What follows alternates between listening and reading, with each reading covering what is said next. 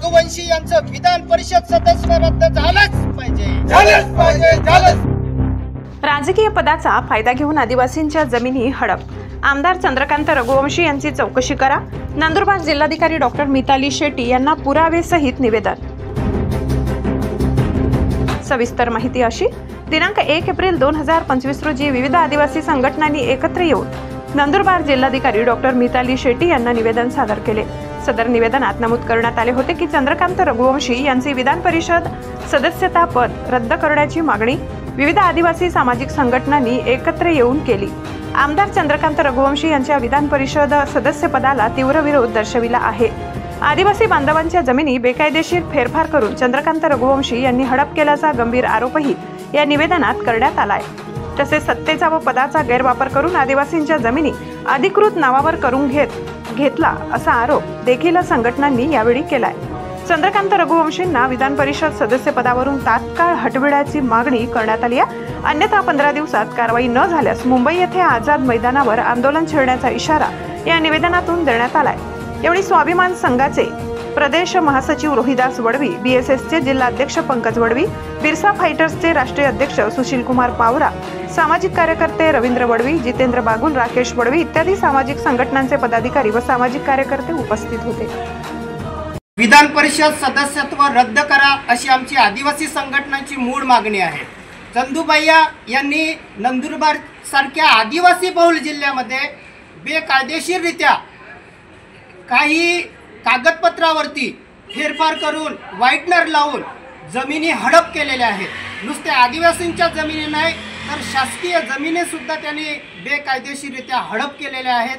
त्यांनी ज्या काही अशा बेकायदेशीररित्या जमिनी हडप केलेल्या आहेत त्या मूळ मालकाला परत करण्यात याव्या आणि या बेकायदेशीररित्या हडप केलेल्या जमिनींची सखोल चौकशी करण्यात यावी आणि चंदूबायांवरती गुन्हा दाखल करण्यात यावा आणि त्यांचं जे विधान परिषद सदस्यत्व रद्द हे करावं अशी आमची संघटनांची मागणी आहे। शासनाने त्यांचे विधान परिषद सदस्यत्व रद्द करावं, अन्यथा आम्ही येत्या 8 दिवसामध्ये या चंदूबायाच्या विरोधामध्ये आदिवासी संघटनांतर्फेच नव्हे तर आदिवासी समुदायातर्फे आम्ही तीव्र आंदोलन करणार आहोत। आदिवासी समाजाचा आम्हाला चंदूबायाचा विरोध आहे हे आम्ही इथं स्पष्ट दाखवतोय। ही जागा जर आमच्या आदिवासी एखाद्या व्यक्तीला मिळाली असती तर आम्ही बिलकुल विरोध केला नसता, परंतु ही जागा चुकीच्या माणसाला जो भूमाफिया आहे, आदिवासी लोकांना लुटतोय अशा माणसाला हे संविधानिक पद देण्यात आलेलं आहे,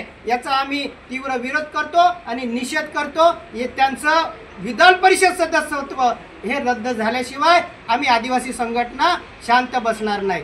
जय बिरसा, जय आदिवासी, जय संविधान। माननीय चंद्रकांत रघुवंशी महाराष्ट्र विधान परिषद पोटनिवडणूक 2025 करिता यांनी जे शपथपत्र निवडणूक आयोगाने शासनाकडे जमा केलं आहे त्या शपथपत्रामध्ये ज्या त्यांनी प्रॉपर्टीचा जो मुद्दा त्यांनी नमूद केलेला आहे त्या ज्या जमिनी आहेत त्या जमिनी जवळजवळ 90% जमिनी ह्या आदिवासींच्या जमिनी असून आदिवासींच्या जमिनी ह्या बिगर आदिवासीच्या नावे होत नाही असं संविधानिक नियम असताना देखील मोठ्या प्रमाणात त्यांनी जमिनी फेरफार करून काही सातबारांवर त्यांनी व्हाईटनर लावून अशा पद्धतीचे खाडाखोड केलेले आहेत की त्या जमिनी त्यांनी चुकीच्या पद्धतीने त्यांच्या आणि त्यांच्या परिवाराच्या नावाने केलेल्या आहेत। त्यामुळे आम्ही 25 मार्च रोजी सामाजिक संघटनेच्या माध्यमातून पत्रकार परिषद घेऊन माननीय कलेक्टर मॅडम यांना आम्ही निवेदन दिलं होतं।